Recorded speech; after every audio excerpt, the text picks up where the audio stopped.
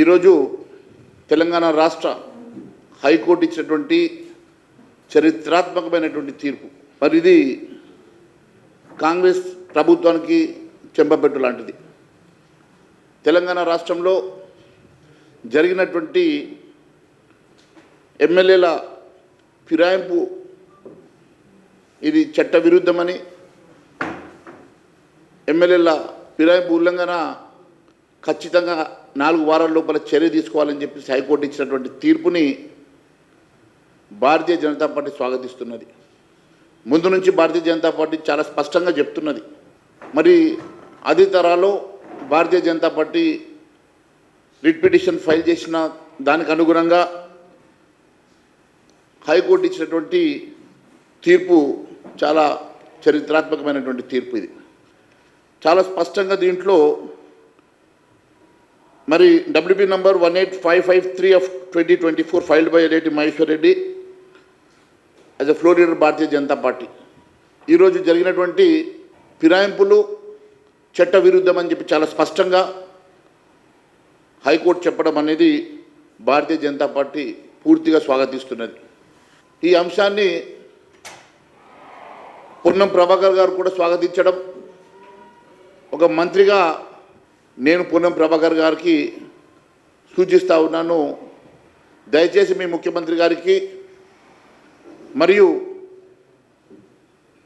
మీ ఖర్గే గారికి కూడా మీరు ఈ అంశాన్ని సూచిస్తూ మరి ఇది స్వాగతించడమే కాదు, వెంటనే అమలుపరిచే విధంగా చర్యలు తీసుకోవాల్సిందిగా కోరుతా ఉన్నాం.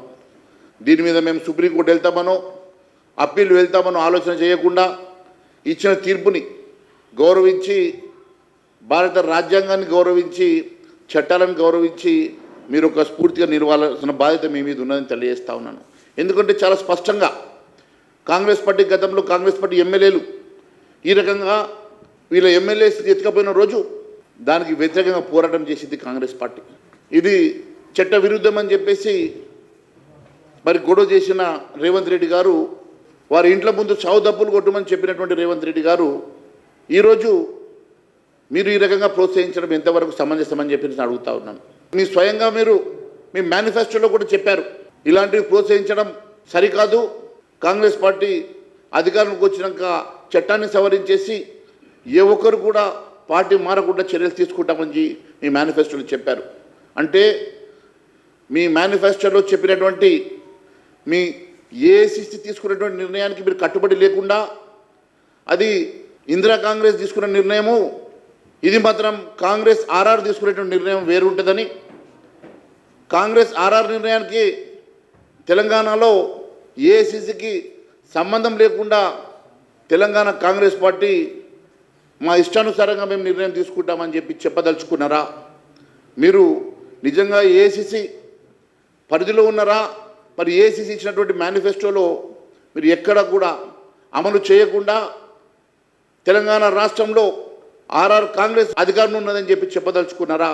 మరి అర్థం కావడం లేదు. మీరు ఒక్కసారి ఆలోచన చేస్తే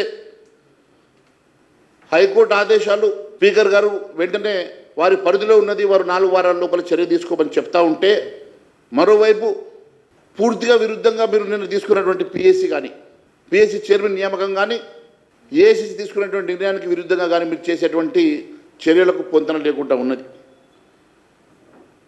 హైకోర్టు ఏదైతే ఆదేశించినటువంటి 3 ఎమ్మెల్యేలే కాదు, మిగిలిన 7 ఎమ్మెల్యేల మీద కూడా మొత్తం 10 మంది ఎమ్మెల్యేల మీద మీరు చర్య తీసుకోవాల్సిన బాధ్యత మీ మీద ఉన్నదని తెలియజేస్తా ఉన్నాను. మరి ఒకవైపు హైకోర్టు అంత స్పష్టమైనటువంటి చరిత్రాత్మకమైన తీర్పు ఇచ్చినా కూడా ఏమీ పట్టనట్టుగా ఈరోజు రేవంత్ ప్రభుత్వము మరొక తప్పిదానికి దారితీసింది. రేవంత్ ప్రభుత్వం ఈరోజు ఫిరాయించినటువంటి ఒక ఎమ్మెల్యేకు పిఎస్సి చైర్మన్ చేయడం అంటే ఈరోజు మీరు హైకోర్టు ఇచ్చిన తీర్పుకు విరుద్ధంగా మీరు నడుచుకున్నట్టుగానే మేము భావిస్తున్నాం. ఎంతో హుందతనం, ఎంతో గౌరవాన్ని భావి తరాలకు చూపించాల్సినటువంటి ఈ చట్టసభలు ఈరోజు మీ పార్టీలో చేరినటువంటి ఫిరాయింపుదారుడికి ఈరోజు మీరు పిఎస్సి చైర్మన్ ఇవ్వడం అంటే ఈ పద్దుల కమిటీ అనేది ఈ ప్రభుత్వం ఖర్చు పెట్టే ప్రతి పైసా గురించి, తప్పుడు లెక్కల గురించి ప్రశ్నించేటువంటి పిఎస్సి కమిటీ ఎప్పుడు కూడా ప్రతిపక్షానికి ఇవ్వడం జరుగుతుంది. అలాంటిది గతంలో మీరు ఒకసారి గుర్తు చేసుకోండి, ముఖ్యమంత్రి రేవంత్ రెడ్డి గారు, మీరు నేను 2009 అసెంబ్లీలో మొట్టమొదటిసారిగా కాలు పెట్టినప్పుడు అప్పుడు వైఎస్ రాజశేఖర రెడ్డి గారు ముఖ్యమంత్రిగా కిరణ్ కుమార్ రెడ్డి గారికి అడిగారు, మీరు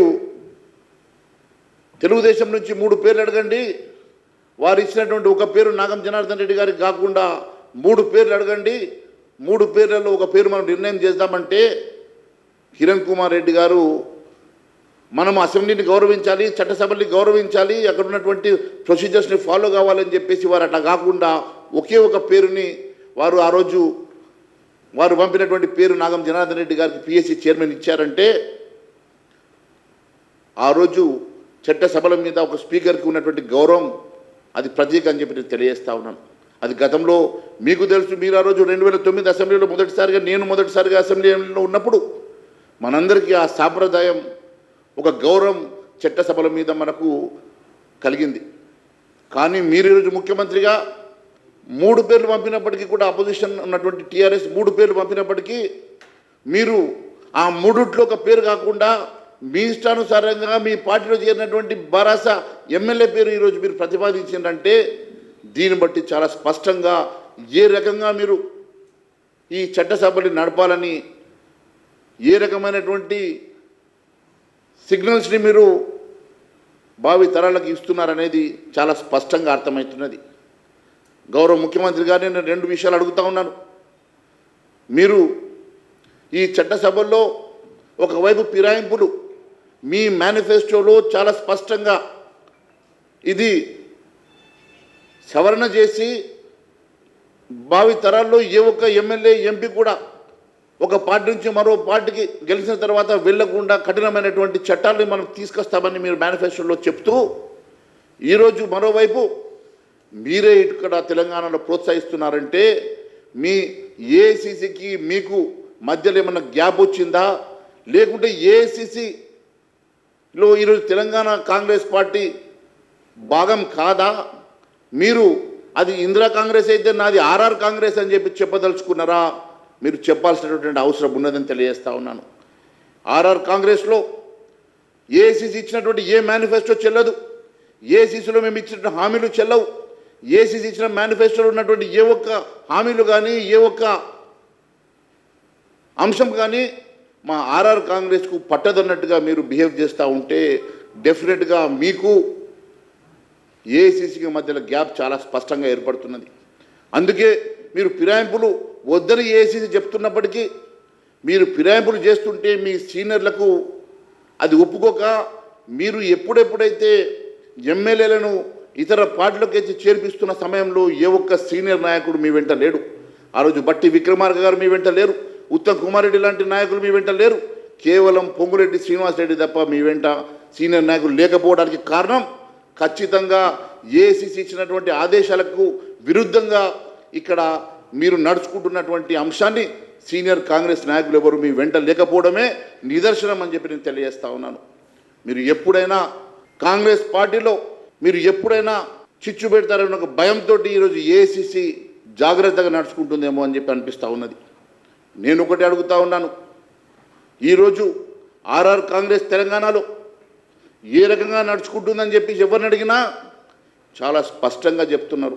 కేవలం వసూళ్ల కోసం, కేవలం కరప్షన్ కోసం, అవినీతి అక్రమాల కోసం మాత్రమే ఈరోజు మంత్రులు పనిచేస్తున్నారు తప్ప ఈరోజు ఎక్కడ పడితే అక్కడ విచ్చలవిడిగా ఏ అంశం వచ్చినా కేవలం ఆర్ ట్యాక్సా, ఆర్ఆర్ ట్యాక్సా, బి ట్యాక్సా, యూ ట్యాక్సా, సి ట్యాక్సా, రకరకాల ట్యాక్సులతో ఈరోజు తెలంగాణ రాష్ట్రం అల్లాడిపోతూ ఉన్నదని చెప్పి తెలియజేస్తూ ఉన్నాను. ఒకవైపు వరదలు బీభత్సం కూడా నడుస్తూ ఉంటే మీరు ఇక్కడ నిమ్మకు నీరెత్తనట్లు మీ కలెక్షన్లో మీరు నిమగ్నమై ఉన్నారు. ఎక్కడ కూడా సహాయ సహకారాలు అందించకుండా పేపర్కి స్టేట్మెంట్లకు మాత్రమే పరిమితమవుతూ ఉన్నారు.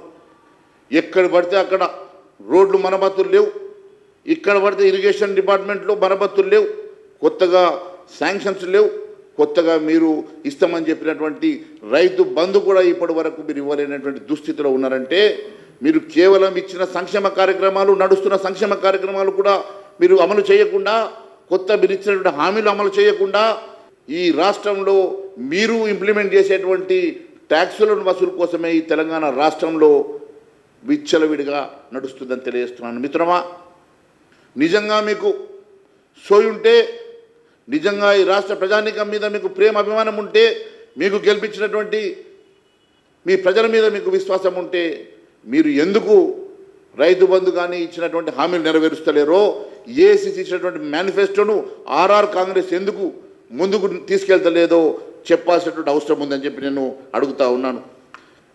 అంతేకాదు, గతంలో కేసీఆర్ ఏ రకంగానైతే ఎమ్మెల్యేలు ఫిరాయింపు చేసి ఈ రాష్ట్రంలో కొత్త ఒరవడి తీసుకొచ్చి ఇతర పార్టీలకు గెలిచినటువంటి ఎమ్మెల్యే శ్రీనివాస్ యాదవ్ లాంటి వాళ్ళని మంత్రి చేసేసి ఎంత విచక్షణారహితంగా ఈ రాష్ట్రంలో ప్రజాస్వామ్యాన్ని కూలీ చేసినరో అదే బాటలో ఈరోజు రేవంత్ రెడ్డి గారు కూడా నడుస్తున్నారనే దానికి ఈరోజు పిఎస్సి చైర్మన్గా ఫిరాయింపుదారుడికి మీరు పిఎస్సి చైర్మన్ ఇవ్వడమే నిదర్శనం అని చెప్పి నేను తెలియజేస్తా ఉన్నాను. కేవలం ఈ రాష్ట్రంలో ట్యాక్సుల రాజ్యం తప్ప ప్రజారాజ్యం ఎక్కడ అవపడతలేదని చెప్పి నేను చాలా స్పష్టంగా తెలియజేస్తా ఉన్నాను. చివరకు ఈరోజు ఏఐసిసికి వీళ్ళకి మధ్యలో వచ్చినటువంటి గ్యాప్ చూస్తూ ఉంటే పిసిసి అధ్యక్షుడు కూడా మీరు ప్రపోజ్ చేసిన వ్యక్తికి కాకుండా మీ వ్యతిరేక వ్యక్తికి రావడం, ఈరోజు మీరు చెప్పిన వాళ్ళకు కూడా మంత్రి పదవులు ఇచ్చే పరిస్థితులు లేకపోవడం, మీరు ఇచ్చినటువంటి ఏఐసిసి ఇచ్చినటువంటి ఏ హామీ నెరవేర్చలేని దుస్థితిలో మీరు ఉండడం, ఈరోజు మీరు ఒకవైపు పిఎస్సి చైర్మన్ ఒక వలసదారుడికి మీరు ఇచ్చే పరిస్థితి ఉంటే మీ కొలీగ్ మంత్రి పొన్నం ప్రభాకర్ గారు ఒక రకంగా స్వాగతిస్తున్నామని చెప్పడం వెనుకనే మీ మధ్యలో ఏ రకమైనటువంటి మరి మంత్రుల మధ్యలో ఒక మాట లేదు, ఒక బాట లేదు, మీ మంత్రుల మధ్యలో ఉన్నటువంటి డిఫరెన్సెస్ చాలా స్పష్టంగా తెలిసిపోతూ ఉన్నాయి. నేను ఒకటి అడుగుతా ఉన్నాను, మీ పని ఏ రకంగా ఉన్నదంటే ఆ రోజే చెప్పిన ఏ రకమైన ఆరంభ శూరత్వం అవుతుంది హైడ్రా అని చెప్పినో అదే మాదిరిగా ఈరోజు ఆరంభ శూరత్వం అయింది హైడ్రా. కూరలు తీసి హైడ్రాను పని చేయకుండా మీరు ఏ రకంగా ఈరోజు మరి హైడ్రాను కొలాబ్ చేసిండ్రు. దీని వెనుక ఏ శక్తులు పనిచేస్తూ ఉన్నాయో మీకు తెలియదా? దీని వెనుక ఎన్ని వందల వేల కోట్ల రూపాయల ట్రాన్సాక్షన్ జరుగుతున్నాయో మీకు తెలియదని అడుగుతున్నా. ఆ రోజు మీరే చెప్పిండ్రు, స్వయంగా ముఖ్యమంత్రి గారు చెప్పిండ్రు హైడ్రా పేరు మీద వసూలు జరుగుతూ ఉన్నాయని చెప్పి. ఈరోజు ముఖ్యమంత్రి గారు మీకు తెలియకుండానే వేల కోట్ల వసూలు జరుగుతూ ఉన్నాయా? ఈరోజు ఎందుకు మీరు హైడ్రాకి కూరలు తీసేసిండ్రు? ఎందుకు ఈరోజు హైడ్రాను ఆపేసిండ్రు? ఎందుకు ఈరోజు కేవలం హైడ్రాని ఒక డమ్మి చేసే ప్రయత్నం చేస్తూ ఉన్నారు అంటే దాని వెనుక కారణం కేవలం ఓవైసీ గారి బిల్డింగ్లు కూల్చలేకనో, నీ తమ్ముడు బిల్డింగ్లు కూల్చలేకనో, నీ కుటుంబంలో ఉన్నటువంటి ప్రజల్ని తట్టుకోలేకనో ఈరోజు అక్కడ నివాసం ఉంటున్న వాళ్ళను ముట్టుకోమని, కాలేజీలు నడుస్తున్న కాలేజీలను ముట్టుకోమని ఈరోజు రకరకాలుగా మీరు హైడ్రాకు ఉన్నటువంటి కూరల్ని బీకేసి దాన్ని డైల్యూట్ చేసి ఎగ్జిట్ తీసుకునేటువంటి ప్రయత్నం చేస్తున్నారంటే దీని వెనుక వేల కోట్ల రూపాయల కుంభకోణం ఉందని చెప్పి తెలియజేస్తా ఉన్నాను. ఏ పని చేసినా దాని వెనుక ఒక కారణం ఉంటుంది, ఏ పని చేసినా దాని వెనుక పెద్ద ఎత్తున వసూళ్లు ఉంటాయని మరొక్కసారి మీరు రుజువు చేయడానికి ప్రయత్నం చేస్తూ ఉన్నారు. ఎన్నో మాటలు చెప్పిండ్రు, హైడ్రా గురించి ఎంత హైప్ ఇచ్చిండ్రు. ఈరోజు మీరు చూసినట్లయితే హైడ్రా పరిస్థితి ఒక కూరలు వీకేసినటువంటి ఒక పనికిరాని డైల్యూట్ అయిపోయినటువంటి ఒక సంస్థగా మిగిలిపోతున్నది. నీ ఏ పని చేసినా కూడా రేవంత్ రెడ్డి గారు ఆ రోజే చెప్పిన హైడ్రా ఆరంభ శూరత్వం అవుతుందని చెప్పిన ఈరోజు అదే మాదిరిగా ఆరంభ శూరత్వం అయింది. హైడ్రా ఈరోజు ఒక మరి డంబీ చేసేసినటువంటి ముఖ్యమంత్రి గారు దీని వెనుక కారణాలు కూడా ప్రజానీకానికి చెప్పాల్సిన అవసరం ఉందని తెలియజేస్తా ఉన్నాను. ఈరోజు తెలంగాణ రాష్ట్రంలో ఏ కార్యక్రమం తీసుకున్నప్పటికీ దాని వెనుక ఒక మతలబు లేని కార్యక్రమం ఉండలేదని చెప్పి ప్రజల్లో ఒక భయాందోళన పరిస్థితి ఏర్పడతా ఉన్నది. ఈ 7-8 నెలల లోపలనే ఈ రాష్ట్ర ప్రభుత్వం పూర్తిగా వైఫల్యం చెందిందంటే దీని వెనుక మీ మధ్యలో కోఆర్డినేషన్ లేకపోవడం, మంత్రుల మధ్య సఖ్యత లేకపోవడం, మీ లోపల ఒక ప్లానింగ్ లేకపోవడం, ఇదంతా కూడా ఈరోజు ఈ రాష్ట్రానికి ఈ ప్రభుత్వం వల్ల జరుగుతున్నటువంటి నష్టం అంతా ఇంత కాదని చెప్పి మరొకసారి తెలియజేస్తా ఉన్నాను. Thank you.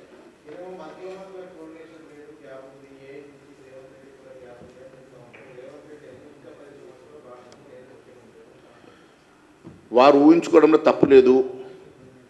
రేవంత్ రెడ్డి గారు కనీసం ముఖ్యమంత్రిగా ఒక సంవత్సరం పూర్తి చేసుకుంటాడో మన భయం వేస్తూ ఉన్నది. ముఖ్యమంత్రి గారు ఈరోజు ప్రతిరోజు దినదిన గండంగానే ఇలా ముఖ్యమంత్రి పదవిని కాపాడుకునే పరిస్థితి ఏర్పడ్డది. వారి మంత్రుల మధ్య సఖ్యత లేదు. ఏసీసీకి వీళ్ళకి మధ్యలో గ్యాప్ వచ్చింది.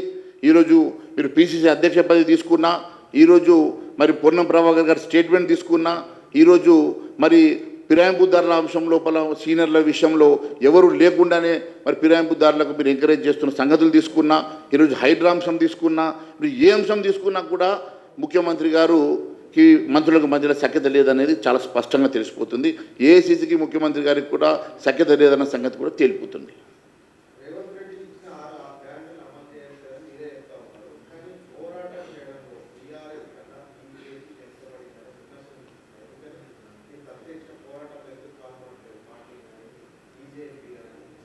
భారతీయ జనతా పార్టీ అందరికన్నా ముందు అన్ని అంశాల మీద రియాక్ట్ అయిన పార్టీ భారతీయ జనతా పార్టీ. భారతీయ జనతా పార్టీ ఇప్పటి వరకు ఏ అంశం తీసుకున్నా మీరు చూసినట్లయితే సివిల్ సప్లైస్ కుంభకోణాల దగ్గర నుంచి మీరు రెవెన్యూ మినిస్టర్ పొంగులేటి శ్రీనివాస్ రెడ్డి మీద తీసుకొచ్చిన ఆరోపణలు అయితేనేమి, రైతు బంధు అందరి రైతులకు అందుతలేదన్న అంశం లోపల నిర్మల్లో పెద్ద మరి దీక్ష చేసి ఈ రాష్ట్రంలో కూడా దీక్ష చేస్తామని చెప్పేసి సమయం ఇచ్చి మొన్న జరిగినటువంటి వరదల వల్ల దాన్ని పోస్ట్పోన్ చేసుకునే సంగతి అయితేనేమి, ఏ అంశం ఉన్నా కూడా భారతీయ జనతా పార్టీ ముందడుగులో ఉన్నది. భారతీయ జనతా పార్టీ ప్రజల పక్షాన నిలబడ్డది. డెఫినెట్గా భారతీయ జనతా పార్టీ ప్రజా గొంతుకై ఈరోజు ప్రజల్లో ఉండి పోరాటం చేస్తున్న సంగతి మీకు కూడా తెలుసని తెలియజేస్తున్నాను.